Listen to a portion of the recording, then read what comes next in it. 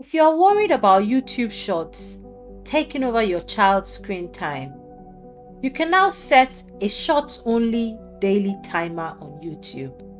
Let me show you how. Start by opening the YouTube app on your phone. Tap your profile picture, then tap Settings. Under Settings, tap Family Center, then select your child's account. Note that this only works if your child has a Gmail account that's linked to yours. From your child's profile, select Time Management.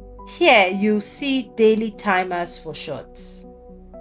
Tap it and choose how long Shorts can be watched each day. For example, 30 minutes or 1 hour. When the timer runs out, YouTube Shorts will pause for the rest of the day. Your child won't be able to keep scrolling Shorts unless the timer resets the next day.